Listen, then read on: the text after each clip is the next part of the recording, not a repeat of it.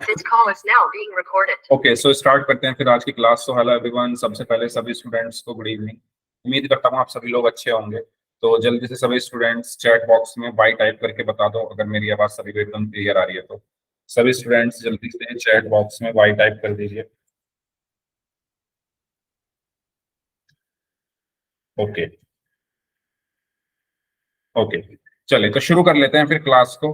अच्छा, तो हमारा जो चैप्टर चल रहा था, फोर्थ चैप्टर, द्विघात समीकरण, जिसको हम क्वाड्रेटिक इक्वेशन भी बोलते हैं, इसके बारे में हम लास्ट क्लास में पढ़ रहे थे। और इसमें हम पढ़ रहे थे कि व्यवहारिक स्थिति को द्विघात समीकरण के रूप में हम कैसे व्यक्त करते हैं। व्यवहारिक स्थिति मतलब आपको याद होगा, हमने बहुत सारे क्वेश्चंस किए थे पिछली क्लास में।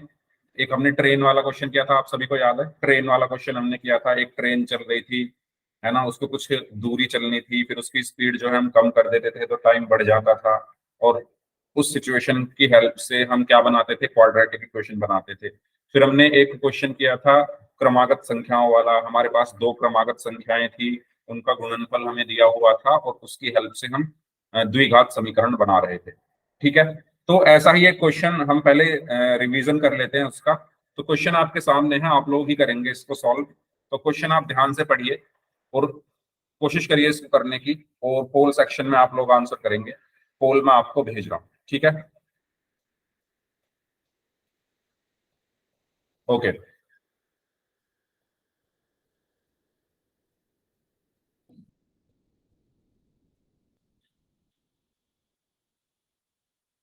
आप तब तक इसको सॉल्व करिए, पोल में आपको भेज रहा हूँ तब तक।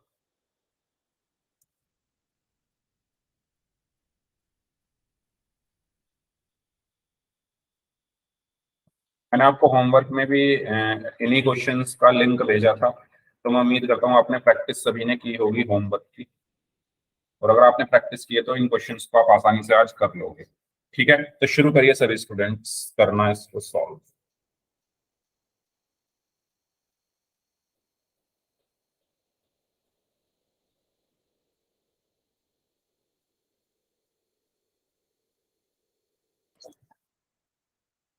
हाँ जी,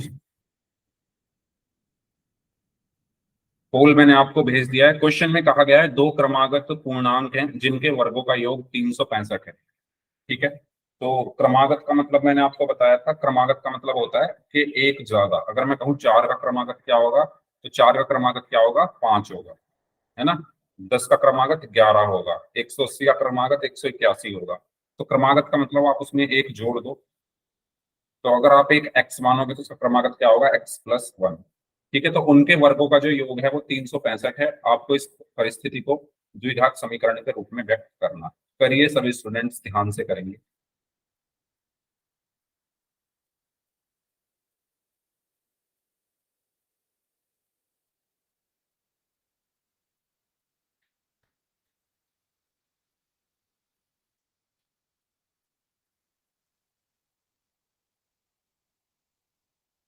हाँ जी,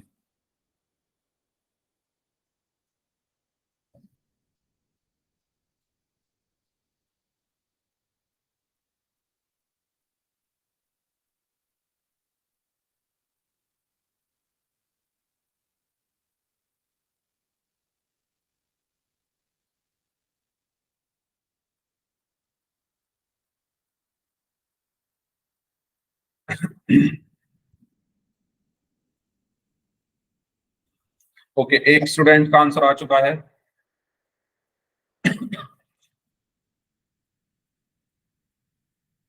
दो लोगों का आंसर आ चुका है, दो में से एक स्टूडेंट का आंसर सही है।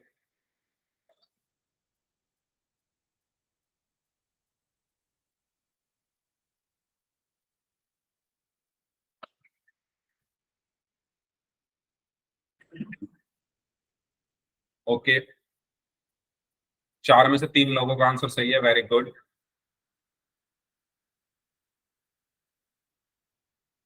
वेरी गुड, सभी लोग सॉल्व करें, वेरी गुड। 5 में से 4 लोगों का आंसर।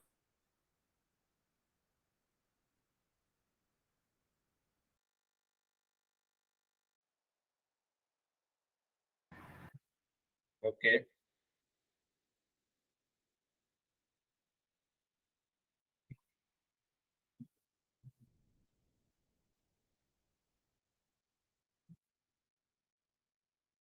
6 में से 5 लोगों का आंसर सही है।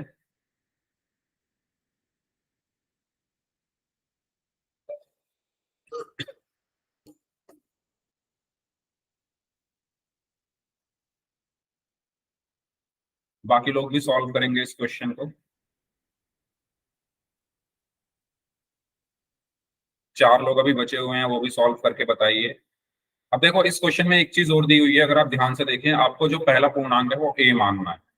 ठीक है, तो अगर आप एक्स मान के कर रहे हो तो फिर आपका जो आंसर है वो एक्स के रूप में आएगा, लेकिन ऑप्शन में ए दिया हुआ है। तो क्वेश्चन में साफ साफ लिखा हुआ है कि माना पहला पूर्णांक ए, तो आप पहले पूर्णांक को ए मान के करोगे तो आपके ऑप्शन मैच हो जाएंगे। ठीक है, चलिए लास्ट 5 सेकेंड्स, 5, 4, 3, 2, 1।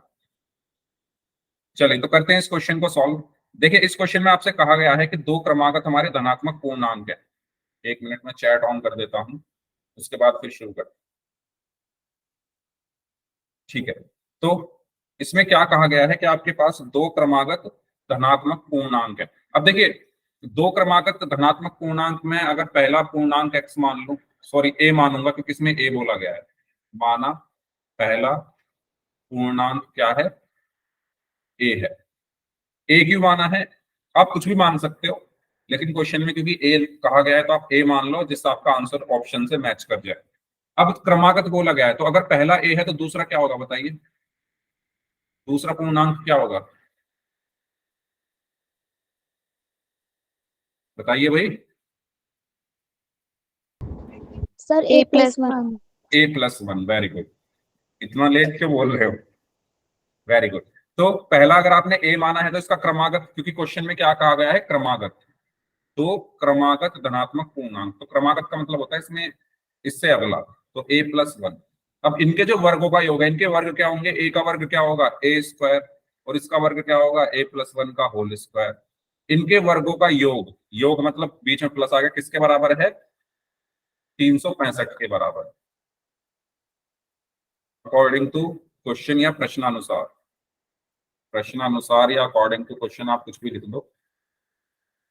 ठीक है, अब इसको सॉल्व कर लेते हैं।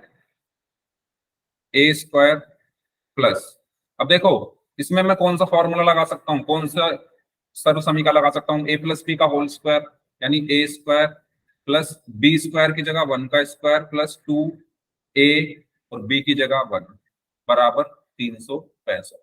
तो ये क्या बन गया, A² plus A² plus 1 plus 2A बराबर 365। अब 365 इधर आ जाएगा, तो A² प्लस A² क्या हुआ, 2A²। ठीक है, प्लस 2A प्लस 1 माइनस 365 क्या होगा, अच्छा 365 इधर आ गया तो माइनस का हो गया, बराबर में 0। तो क्या आया यहाँ से, 2A² प्लस 2A, 1 माइनस 365 क्या हुआ, माइनस का 364 बराबर में 0। तो ये हमारा क्या होगा, आंसर होगा। बताइए इसमें कोई डाउट है किसी को, तो कौन सा आंसर सही होगा इसका, 2A² प्लस 2A माइनस 64 बराबर 0, यानी ऑप्शन बी। बताइए इसमें किसी को कुछ पूछना है तो पूछ लीजिए इस क्वेश्चन में, फिर हम नेक्स्ट क्वेश्चन करते हैं। ठीक है, तो इस तरीके से हम द्विघात समीकरण में बदलते हैं जो भी हमें स्टेटमेंट दी हुई है उनको।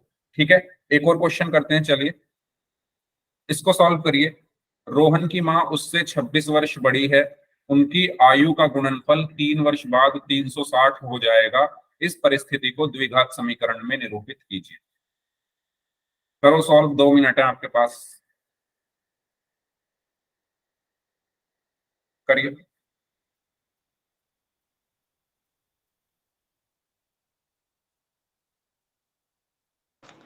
सर रोहन की एज को x मानना है क्या? अब आप सोचो खुद, देखो इसमें आपको क्या पता है, इस लाइन से आपको क्या पता चल रहा है कि रोहन की माँ उससे 26 वर्ष बड़ी है, तो किसकी एज आपको पता है, रोहन की माँ की एज तो आपको पता है कि 26 साल बड़ी है। अगर आपको रोहन की पता चल गई तो रोहन की जो माँ है उनकी एज भी पता आपको चल जाएगी, तो आप रोहन की एज को एक्स मान लो, तो उनकी जो माता है, उनकी जो माँ है, उनकी एज क्या हो जाएगी, x+26। ठीक है, तो ऐसे सोचना है कि हमें पता क्या है, जो नहीं पता है उसको एक्स मानो।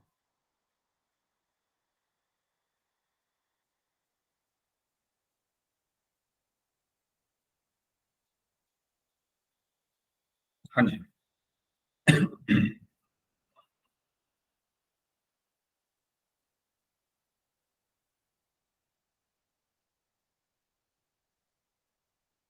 यस।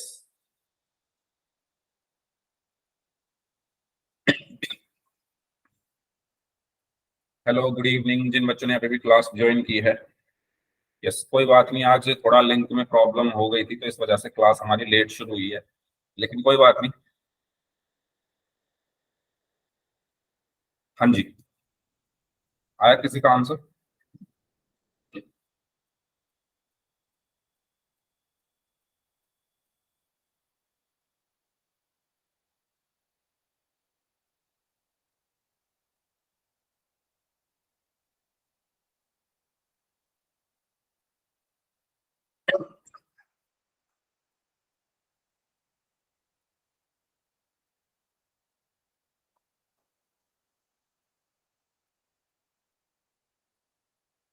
चलिए करते हैं इसको। देखिए, पहली लाइन में हमें कहा गया है कि रोहन की माँ उससे 26 वर्ष बड़ी है। तो रोहन की माँ की एज मुझे पता है कितनी है, 26 वर्ष ज्यादा है।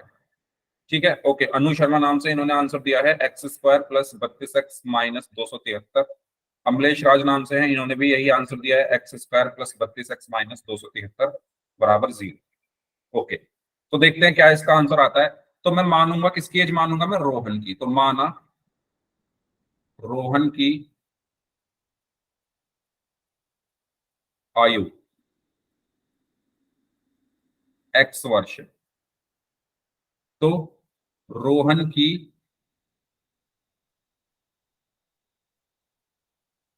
माँ की आयु कितनी होगी बताओ। रोहन की कितनी है, x, और जो माँ है वो 26 साल बड़ी है, तो x प्लस 26 हो गई। बताइए, ये दोनों लाइन क्लियर हैं आपको? ओके, अंजलि का आंसर आया है, कपिल कुमार नाम से इनका आंसर आया, आपका नाम भी शायद अंजलि ही है, प्रियंका का आंसर आया, वेरी गुड। ठीक है, बताइए, सभी लोग बताइए भाई जिनका आंसर नहीं आया है, आपको इन दोनों लाइन में कोई प्रॉब्लम हो तो। पहली लाइन में जो चीज कही गई है उसको मैंने इस तरीके से लिखा है। अब क्या कहा गया है, उनकी आयु का गुणनफल 3 वर्ष बाद। तो 3 वर्ष बाद की बात हो रही है, तो 3 वर्ष बाद रोहन की आयु क्या होगी बताओ। 3 वर्ष बाद रोहन की आयु कितनी होगी? x+3। x+3, very good. ठीक है, और रोहन की जो माँ है उनकी आयु क्या होगी? x+29। x+29, very good. तो x+26 तो ये है ही, उसमें 3 और हम जोड़ देंगे, तो x+29 वर्ष। बताइए, इसमें कोई प्रॉब्लम किसी को? ठीक है, 3 साल बाद तो एज बढ़ जाएगी, तीन उसमें हम जोड़ देंगे। अब क्या कहा गया है, 3 वर्ष बाद जो इनका गुणनफल है वो 360 हो जाता है। तो यानी x+3 गुणा x+29 का जो गुणनफल है वो कितना हो गया, 360 हो गया। बस अब इसको आपको गुणा करना है, तो x की पहले मैं इसमें गुणा करूंगा, तो x गुणा x+29, और फिर +3 की इसमें गुणा करूंगा, +3 गुणा x+29 बराबर में 360। तो यहां पर क्या बचा, x की x में गुणा हुई तो x² प्लस है तो प्लस आया, x की 29 में गुणा हुई तो 29x, प्लस 3 की x में गुणा हुई तो 3x, प्लस है तो प्लस आया, और 3 की 29 में गुणा हुई तो 87 बराबर में 360। तो ये आया x² प्लस 29 और 3 32x प्लस 87, और ये 360 इधर आकर माइनस का हो गया बराबर में 0। तो ये आएगा x² प्लस 32x। अब देखो, 87 और 360 में से बड़ा क्या है, 360, वो माइनस का है तो माइनस आया। अब इनको घटा देंगे तो 3 बचा, और 7 273 बराबर में 0। ठीक है, चलो, मेरा आंसर सही आया है क्योंकि आपके आंसर से मेरा आंसर मैच कर गया। बताइए, इसमें कोई डाउट हो किसी को तो पूछ लो, इस तरीके से हमें करना है। काफी बच्चों ने आंसर कर दिया है, लेकिन अगर किसी बच्चे को कोई डाउट है इसमें तो पूछ लीजिए, अदरवाइज फिर नेक्स्ट क्वेश्चन की तरफ चलते हैं। देखो, जो लाइन लिखी है उसको पढ़ना है और उसके अकॉर्डिंग आपको लिखना है। पहली लाइन लिखी थी कि रोहन की माँ 26 साल बड़ी है, तो रोहन की माँ 26 साल बड़ी है मुझे ये पता है, रोहन कितने साल का है ये तो नहीं पता ना। तो जो नहीं पता उसको एक्स मान लो, तो रोहन एक्स वर्ष का हो गया। रोहन की माँ कितने वर्ष की हो गई, प्लस 26 कर दिया उसमें। फिर 3 साल बाद ये कितने साल को जाएंगे, दोनों में 3 जोड़ दिया और उनका गुणनफल करके 360 के बराबर रख दिया, और फिर कैलकुलेशन की है और हमें हमारी क्वाड्रेटिक इक्वेशन या द्विघात समीकरण मिल गए। ठीक है, इस तरीके से हमने इसको सॉल्व किया। चलिए नेक्स्ट इसको सॉल्व करिए। एक आयताकार भूखंड का क्षेत्रफल 528 मीटर स्क्वायर है। क्षेत्र की लंबाई चौड़ाई के दुगने से एक ज्यादा है। अच्छा, ये लंबाई है, लंबी नहीं है, लंबाई। ठीक है, तो जो क्षेत्र है उसका जो उसकी जो लंबाई है वो चौड़ाई के दुगने से ज्यादा है। अब आपको लंबाई पता है, यहाँ पर लंबाई कितनी है, चौड़ाई के दुगने से एक ज्यादा है, तो यानी चौड़ाई नहीं पता ना, तो चौड़ाई को एक्स मान लो, आपको लंबाई पता चल जाएगी, फिर क्षेत्रफल का फॉर्मूला लगा दो, आपकी समीकरण बन जाएगी। ठीक है, करिए सॉल्व इसको। 2 मिनट है आप सभी के पास, जल्दी से सॉल्व करें।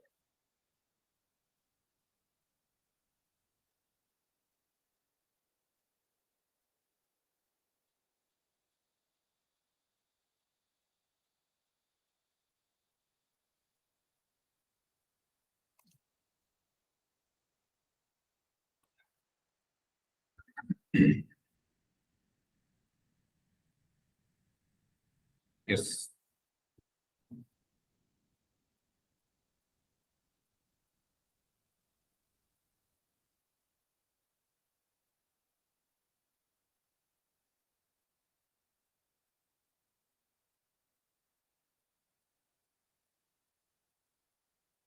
ओके। अंजलि का आंसर आया है 2x² प्लस एक्स माइनस 528 बराबर 0। अमलेश राज नाम से हैं, इनका आंसर भी यही आया है। अनु शर्मा का आंसर भी यही आया है। अनुज हैं, इनका आंसर भी यही आया है। Well done. अगर इतने सारे बच्चों का आंसर यही आ रहा है तो फिर तो यही सही होना चाहिए। बाकी लोग भी बताएं भाई, बाकी लोगों का क्या आंसर आया है। 4 बच्चों ने आंसर दिया है, अंजलि अमलेश राज नाम से हैं, अनु शर्मा नाम से हैं और अनुज Kashyap.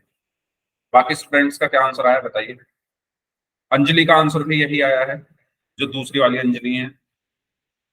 Okay,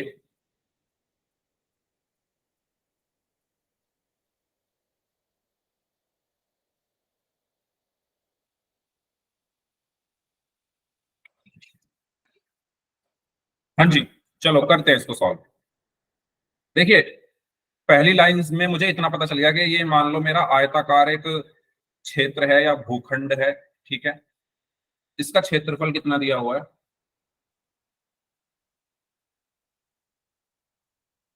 528 metre square.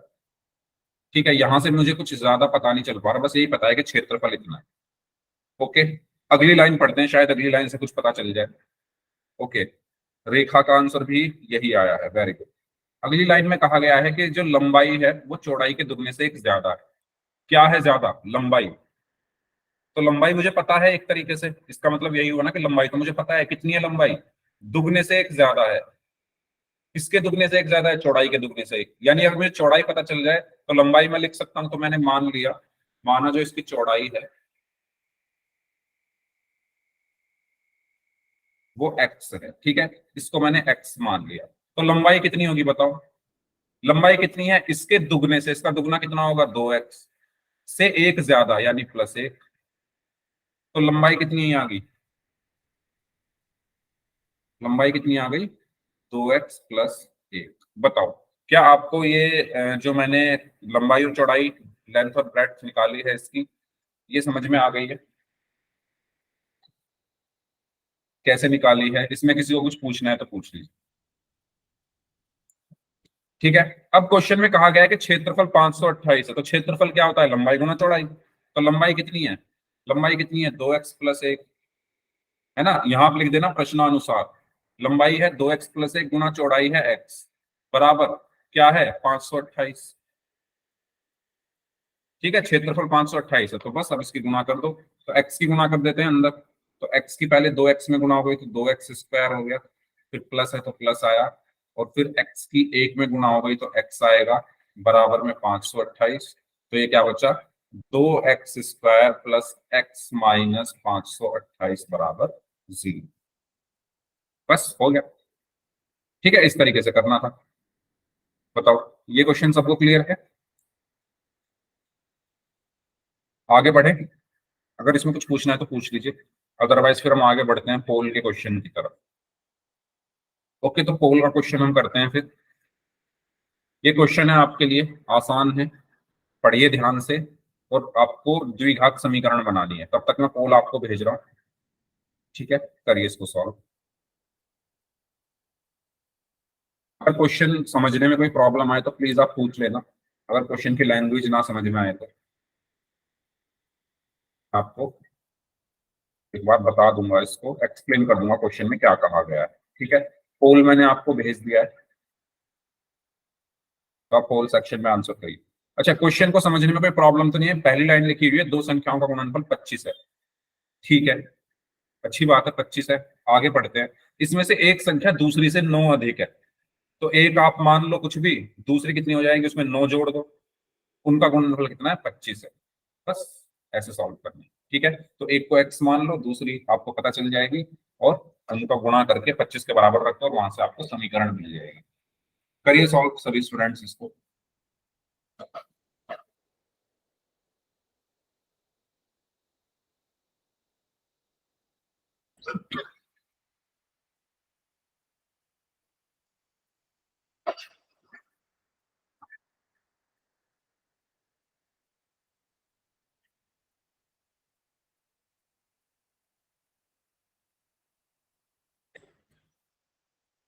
Very good, दो बच्चों का आंसर आ चुका है, दोनों का आंसर सही है।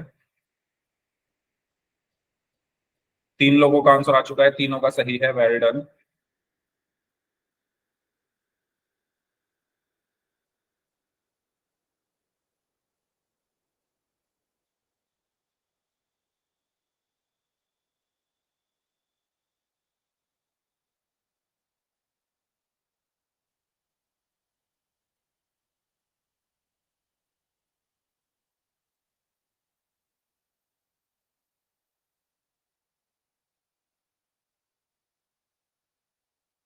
हाँ जी, 6 में से 5 बच्चों का आंसर सही है, वेरी गुड।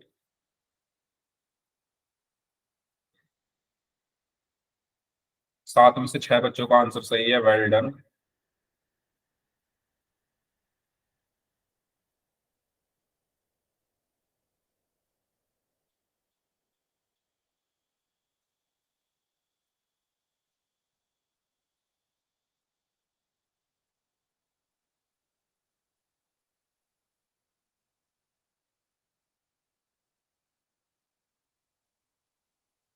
हम्म,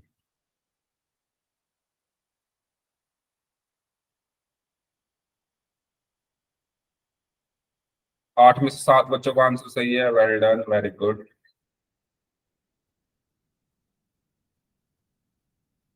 चलिए लास्ट 5 सेकेंड्स। 5, 4, 3, 2, 1। तो क्लास में वैसे आज बच्चे कम ही हैं, 10 बच्चे ही हैं। 10 में से 9 बच्चों ने आंसर किया है, उनमें से 7 बच्चों ने सी को आंसर किया है, जो कि सही आंसर है, और एक बच्चे ने ए को और एक बच्चे ने बी को आंसर किया है। तो देखिए, अ, इस क्वेश्चन में मतलब इतना कुछ था नहीं, जिन्होंने गलत किया है उनके लिए मैं बोल रहा हूँ। अगर आप ध्यान से इसको पढ़ते तो ये हो जाता। दो संख्याओं का गुणनफल 25 दिया हुआ है, एक संख्या दूसरी से 9 अधिक है, तो मैं एक को अगर x मान लूं, है ना, वो आप लिख लीजिएगा, माना पहली संख्या बराबर x, तो दूसरी संख्या क्या हो जाएगी, 9 अधिक है दूसरी, तो x प्लस 9 हो जाएगी। पहली संख्या है x, दूसरी है x प्लस 9। ठीक है, क्योंकि क्वेश्चन में कहा गया है कि दूसरी से 9 अधिक है, तो अगर पहली x है तो दूसरी x प्लस 9 हो गई। ठीक है, इनका गुणनफल कितना है, 25 है, तो इनकी गुणा करके 25 लिख दो। ठीक है, x को x से गुणा करोगे x² प्लस x को 9 से गुणा करोगे तो 9x इज इक्वल टू 25, 25। और 25 को अगर आप इधर ले आओगे तो x² प्लस 9x माइनस 25 बराबर में 0। तो इसका सही आंसर क्या हुआ, ऑप्शन ठीक है। अब ए और बी जिन्होंने आंसर दिए हैं वो बताओ, कोई डाउट हो तो पूछो। दो बच्चे ऐसे हैं जिन्होंने ए और बी को आंसर दिया है। अगर आप समझ में आ गया है तो चैट बॉक्स में, चैट तो ऑन है ना, हाँ, चैट बॉक्स में वाई टाइप कर दीजिए अगर समझ आ गया तो।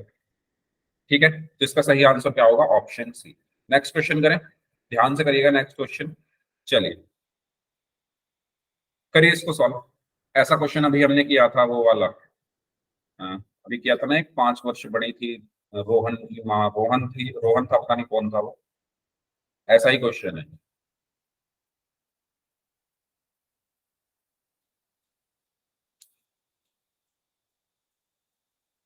तो ध्यान से पढ़ो क्वेश्चन। क्वेश्चन में पहली लाइन ये बोली गई है कि रीटा अपनी बहन राधिका से 5 वर्ष बड़ी है। तो रीटा की एज तो हमें पता है ना, 5 वर्ष बड़ी है वो। राधिका की नहीं पता, तो राधिका की एक्स मान लेंगे। रीटा की कितनी हो जाएगी? x+5 हो जाएगी। उसके बाद आगे की लाइनें पढ़िए और करिए सॉल्व इसको। इस तरीके से आप पढ़ के डिसाइड किया करो कि आपको एक्स किसको मानना है। ठीक है, करिए सॉल्व।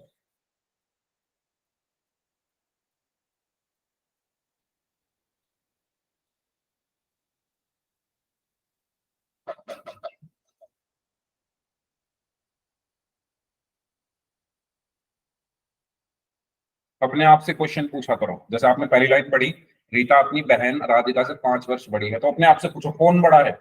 रीटा बड़ी है। तो रीटा की एज तो आपको पता है ना, वो बड़ी है 5 वर्ष ज्यादा। किसकी नहीं पता? राधिका की नहीं पता, तो उसकी मानो एक्स। फिर रीटा की आपको अपने आप पता चल गई, 5 वर्ष ज्यादा है। ठीक है, इस तरीके से आप करके सोचिए और करिए उसके बाद। ठीक है, फिर 4 वर्ष पहले की बात हो रही है, तो 4 वर्ष पहले की बात हो रही है तो पहले मतलब कम होगी 4 वर्ष पहले एज, तो -4 कर देंगे दोनों में से और उनको गुणा करके हम 60 लिख देंगे। ठीक है, करिए सॉल्व सभी स्टूडेंट्स।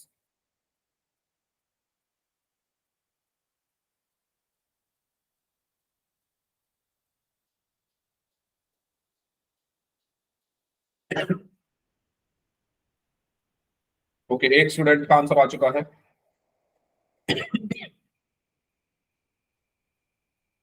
और इनका आंसर, चलो मैं 1 मिनट कैलकुलेशन कर लूँ अपने मन मन में क्या होना चाहिए इसका आंसर, तब बोलूंगा। अ,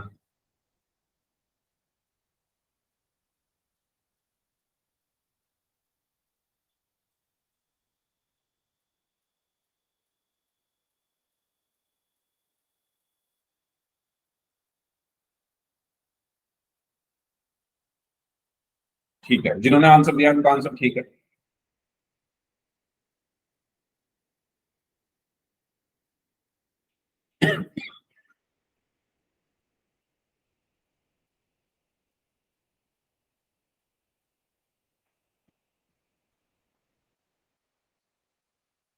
2 लोगों ने आंसर दिया है, दोनों का आंसर ठीक है। Very good.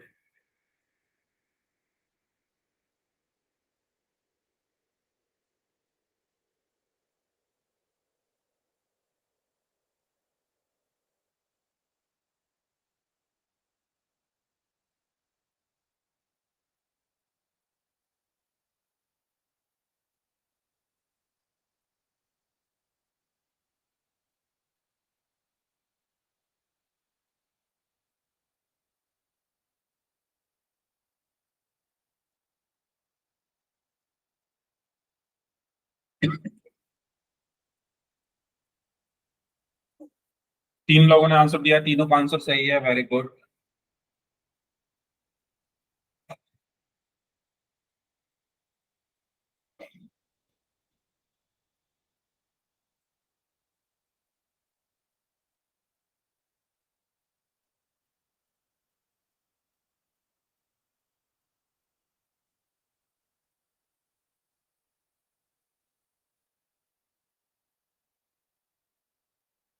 5 में से 4 लोगों का आंसर सही है।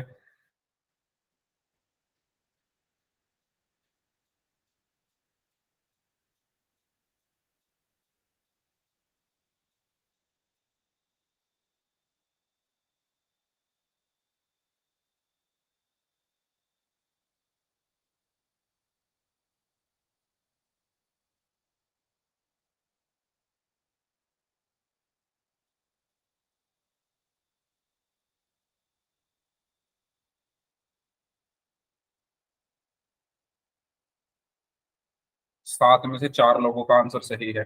चलिए लास्ट 15 सेकंड्स। कैलकुलेशन में आप मिस्टेक कर रहे हो, जिन्होंने भी मिस्टेक की है, जिन्होंने सही किया है वेल डन। तो कैलकुलेशन तभी अच्छी होती है मैथ में जब हम प्रैक्टिस ज्यादा से ज्यादा करते हैं कैलकुलेशन को, अगर हमें अच्छा करना है। चलिए लास्ट 5 सेकंड्स। 5, 4, 3, 2, 1। बहुत बच्चों ने गलत किया है। ए आंसर बहुत सारे बच्चों ने दिया है, ए कैसे आ रहा है अभी? डी आना चाहिए मेरे कैलकुलेशन के अकॉर्डिंग, जो जो कि मैंने बस देख कर की थी, है ना। अभी बाकी कंफर्म हो जाएगा। चलिए, वैसे डी ही आएगा। चलो, तो क्वेश्चन ध्यान से पढ़िए। पहली लाइन में कहा गया है रीटा अपनी बहन राधिका से 5 वर्ष बड़ी है। ठीक है, कौन बड़ी है खुद से पूछो। कौन बड़ी है? रीटा बड़ी है। यानी रीटा की एज आपको पता है, किसकी नहीं पता? राधिका की नहीं पता, तो आप राधिका की एज को एक्स माना। राधिका की आयु कितनी है? एक्स है।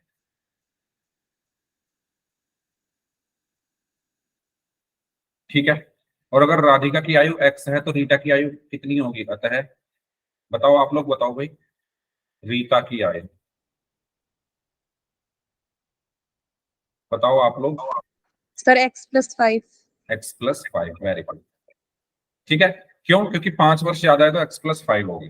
फिर अगली लाइन में कहा गया है उनकी आयु का गुणनफल आज से 4 वर्ष पहले। तो 4 वर्ष पहले कितनी आयु रही होगी इनकी? बताओ, 4 वर्ष पहले राधिका की आयु कितनी होगी? Sir, x-4. x-4। ठीक है, यानी 4 कम कर दो। अगर मैं आपसे कहूं आपकी जितनी आयु आज है, जितनी आपकी एज आज है, तो 4 वर्ष पहले कितनी रही होगी? तो अपनी एज में से 4 माइनस कर दो, तो आपको 4 वर्ष पहले की एज मिल जाएगी अपनी। सेम ऐसे ही राधिका के साथ है, आज अगर उसकी एज एक्स है तो 4 साल पहले कितनी रही होगी? x-4। रीता की कितनी रही होगी? x+5-4। और ये कितना हो गया? x+1। बताइए, यहां तक मुझे नहीं लगता किसी को कोई प्रॉब्लम होगी। बताओ, यहां तक किसी को कोई प्रॉब्लम है तो पूछ लो। ये सारा डेटा, है ना, ये सारा जितना भी मैंने लिखा है, ये सब मैंने कहां से लिया है? क्वेश्चन से लिया है। अब क्वेश्चन में कहा गया है कि 4 वर्ष पहले इनकी आयु का गुणनफल कितना था? 60 था। तो इनकी गुणा कर दो। ठीक है, x-4 और x+1 की गुणा कर दो। x-4 और x+1 की गुणा की तो कितना आएगा? 60 आएगा। बस अब इसको सॉल्व करना है। तो यही मुझे लगता है आप लोगों ने, जिन्होंने ए बी और सी को आंसर दिया है, यही गलती की है। पहले x की गुणा करेंगे x+1 में, फिर -4 की गुणा करेंगे x+1 में, बराबर में 60। इसको थोड़ा अच्छे से लिख लेते हैं। ठीक है, अब x को x से गुणा करोगे तो x² प्लस है तो प्लस आया। फिर x को 1 से गुणा करोगे तो x आएगा। -4 को x से गुणा करोगे तो -4x आएगा, और -4 को 1 से गुणा करोगे तो -4 आएगा, बराबर में 60। बताओ, यहां तक क्लियर है? आप लोगों ने माइनस की गुणा नहीं की होगी अंदर, इसलिए गलत आ रहा होगा, जहां तक मुझे लगता है। इस माइनस की भी गुणा अंदर होगी, माइनस प्लस माइनस हो जाएगा। ठीक है, चलो, अब यहां से आपको क्या मिलेगा? x²। x-4x कितना होगा? -3x। ठीक है, क्यों? ये सब चीजें आपको पता ही है कि अगर साइन अलग अलग है तो घटाते हैं तो 3x बचेगा। बड़ा क्या है? 4, और माइनस का है तो -3x। फिर -4, अब ये 60 इधर आ गया तो -60 बराबर 0। तो ये हो गया x² -3x। अब साइन एक जैसे हैं तो जोड़ते हैं तो 60 और 4 64, और बड़ा 60 है वो माइनस का है तो -64, बराबर में 0। तो इसका सही आंसर क्या होगा? ऑप्शन। बताइए, कुछ पूछना है तो पूछ लीजिए। इजी क्वेश्चन था लेकिन काफी बच्चों ने गलत किया है। 9 में से शायद 4 या 5 बच्चों का ही आंसर सही था, है ना। बताओ, क्लियर हो गया है सभी को? कुछ पूछना है इसमें तो पूछ लो, अदरवाइज फिर हम बढ़ते हैं नेक्स्ट टॉपिक की तरफ। तो यहाँ आपकी एक्सरसाइज 4.1 जो है वो पूरी कंप्लीट हो चुकी है। 4.1 अगर आप अपनी बुक में देखो तो 4.1 के जितने भी क्वेश्चंस हैं, जिस भी टाइप के क्वेश्चंस हैं, वो सारे आपको यहाँ पर कराए गए हैं, प्रैक्टिस आपको कराई गई है। तो मुझे बताओ 4.1 का कोई ऐसा क्वेश्चन जो आपको पूछना हो, अदरवाइज फिर हम आगे बढ़ते हैं। कोई ऐसा डाउट जो पूछना हो। अच्छा, आप कमेंट बॉक्स ऑफ है क्या? ऑन है भाई कमेंट बॉक्स, आप एक बार कमेंट बॉक्स में लिख दो। अगर कोई डाउट नहीं है तो एन टाइप कर दो, और डाउट है तो पूछ दो।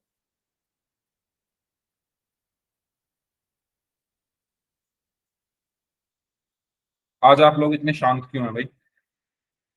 कमेंट बॉक्स में लिख दो, ठीक है। चलो आगे बढ़ते हैं। अब हम बात करते हैं द्विघात समीकरण के मूल क्या होते हैं, ठीक है। 10 मिनट है हमारे पास, तो मूल के बारे में हम थोड़ा जान लेते हैं, मूल क्या होते हैं। अच्छा, आपको मैं इस चीज को शुरू करने से पहले ये बता दूं कि 3 चीजें होती है, मूल, शून्यक और हल। ये तीनों एक ही बात है, या मैं कह दूं ये तीनों समान है। मूल, शून्यक और हल तीनों एक ही बात होती है, इसमें कभी कंफ्यूज मत होना। सेकंड चैप्टर में जिसको आप शून्यक पढ़ रहे थे, सेकंड चैप्टर में आपने शून्यक पढ़े थे, याद करो। जब हम मध्य पद विभाजन विधि से शून्यक निकालते थे, याद करो, पढ़ रहे थे ना शून्यक। उन्हीं को मूल कहा गया है यहाँ पर। तो ये तीनों एक ही बात होती है। तो अगर एग्जाम में इन तीनों में से कोई भी वर्ड आए तो आपको मतलब कंफ्यूज नहीं होना है, बस मैंने इसलिए बताया। मूल हो, शून्यक हो और हल, ये तीनों एक ही बात होती है, इसको लिख लेना कहीं, ठीक है। मूल क्या होता है? द्विघात समीकरण का मूल क्या होता है? चर का ऐसा मान जो हमारी समीकरण को संतुष्ट कर दे। शून्यक भी तो वही होते थे, चर का ऐसा मान जो समीकरण को 0 बना दे, याद करो। कुछ ऐसे ही होते थे ना शून्यक भी, ठीक है। और हल भी वही होता है, चर का ऐसा मान जिसको रखने से LHS RHS बराबर आ जाए। तो मूल का मतलब क्या होता है? चर का ऐसा मान जो हमारी समीकरण को संतुष्ट करता है, उस समीकरण, उसे हम समीकरण का एक मूल कहते हैं। एग्जाम्पल के लिए जैसे ये क्वेश्चन है, क्या x बराबर 2 समीकरण का मूल है? तो आप क्या करोगे? LHS ले लो, समीकरण का LHS क्या है? x² plus x minus 12। इसमें x बराबर 2 रख के देखो, तो जब आप x की जगह 2 रखोगे तो 2 का स्क्वायर प्लस 2 माइनस 12, 2 का स्क्वायर 4, 4 प्लस 2 माइनस 12, 4 और 2 6 माइनस 12, और 6 में से 12 का कितना बचा? -6। तो RHS कितना आ रहा है? और 0। RHS कितना है इसमें? 0। तो LHS और RHS बराबर नहीं है, और अगर LHS और RHS बराबर नहीं है तो ये जो x का मान है ये इसका मूल नहीं है। क्या आपको मूल का मतलब समझ में आ गया है? मूल एक ऐसी वैल्यू होती है, चर का एक ऐसा मान होता है जो समीकरण को संतुष्ट करता है।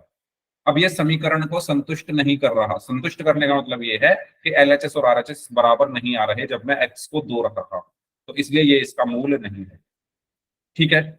क्लियर हुआ सभी को? ये आसान है। तो अगर सभी को क्लियर है तो जल्दी से बताओ मुझे, क्या x बराबर 3, पहले x बराबर 3 बताओ, इसका मूल होगा? सभी स्टूडेंट्स बताइए, क्या x बराबर 3 इस समीकरण का मूल होगा या नहीं होगा?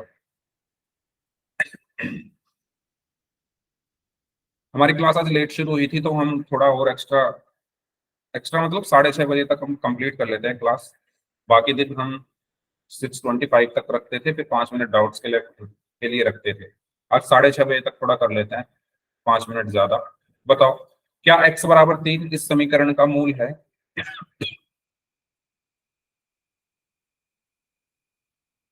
सोचना तो वैसे इसमें कुछ है नहीं, बस रख के देख लो x का मान की। LHS इसका क्या है? इस समीकरण का LHS क्या है? यस है, वेरी गुड।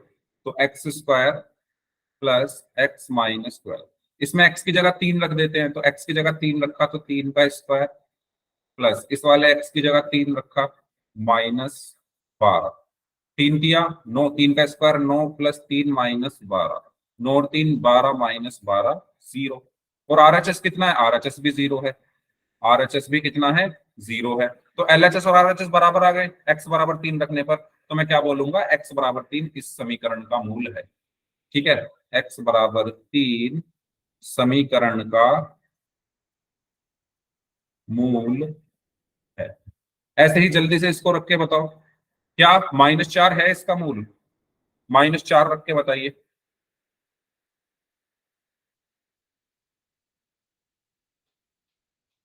नहीं है?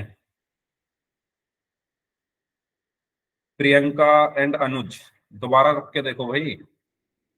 LHS मैंने लिया x² प्लस x-12, x की जगह -4 रखोगे। अच्छा रेखा, आप भी बोल रहे हो नहीं है, चलो रख के देखते हैं। x की जगह -4 रखना है, तो -4 का स्क्वायर हो गया ये, फिर यहाँ प्लस x की जगह क्या रखना है, -4 -12, -4 का स्क्वायर क्या होगा, 16, प्लस माइनस -4 -12, 16 में से 4 गए तो कितना बचा, 12 -12 बराबर 0।